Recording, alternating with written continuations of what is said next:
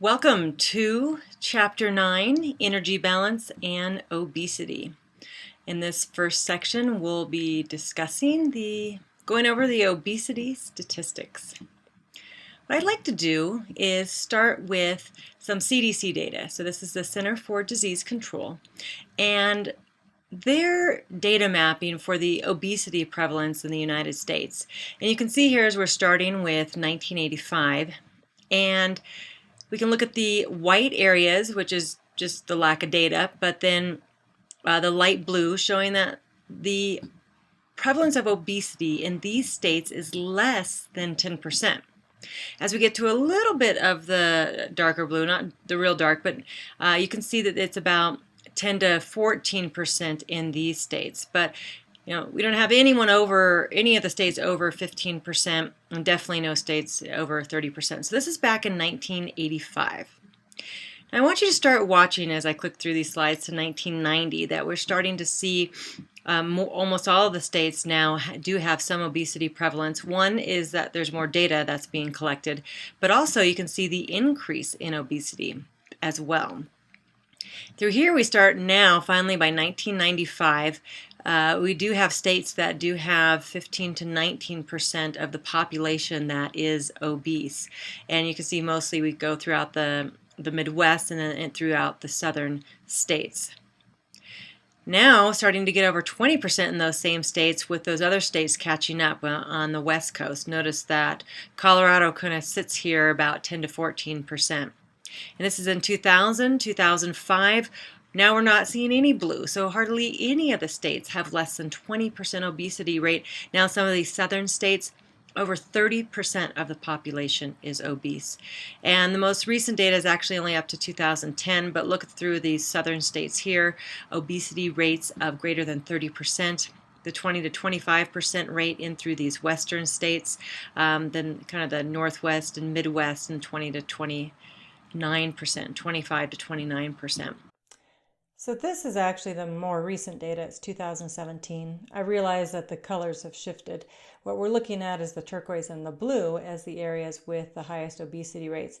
The only thing I really want to point out here is that now, if you look at the value, that it's over 30% is the turquoise, and then over 33% the population being obese is in the blue. So those southern states that were bright red before are represented here in blue, and notice that it's shifted up 33 to 38% of the population being obese. So what do I want you to know? I just want you to know what the most recent CDC data is for the US population, and that is that 40% of the adult population is obese and 32% overweight. And we'll define these terms in the next video. So let's take a look at the world data. You can see, of course, the United States. And again, this is a little bit old. We're looking at the 33% number. It's now up to 40%.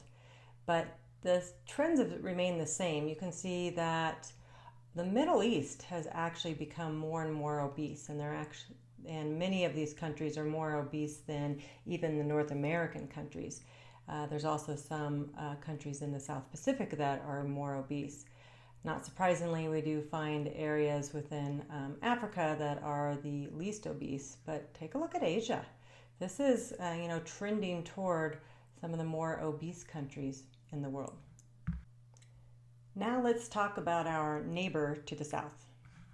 70% of Mexican citizens are either overweight or obese. And in this slide, what I want to point out is that in 1970, the main causes of death in Mexico were infections, parasites, respiratory illnesses. Today, they're dying of the same diseases that we are, those diseases of affluence, the diseases that are caused in part or associated with nutrition, what we put into our bodies, how we live our life. Heart disease, diabetes, two of the top killers in Mexico. And we know heart disease and cancer are the top killers in the United States, with diabetes being one of the top 4. These are diet-related diseases, diet and lifestyle-related diseases. This is a short period of time. 40 years, a little over 40 years. We are looking at a change from how diet and lifestyle have impacted basically health and morbidity and mortality. I like this quote because as we look at this global epidemic in the last 30 to 40 years, and I heard someone say this, I wish I could give them credit for it, but he said, we have not had a global collapse of willpower in the last 30 years. We haven't had, and it's not as if 30 years ago people said, I used to be able to give up that chocolate cake. I had no problem saying no, but now I just can't resist it. I have no more willpower. And that's just not what has happened.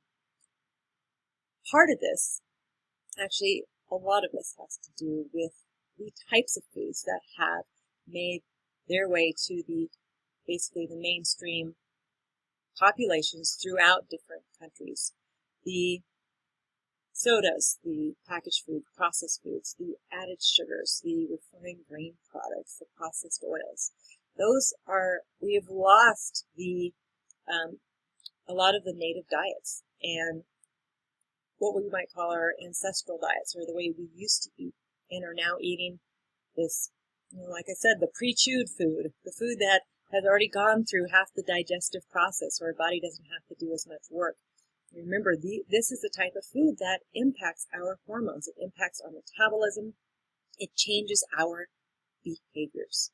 So the food that we eat impacts us, and it's the food that we're exposed to and we're around that changes our hormones, and it changes our behaviors.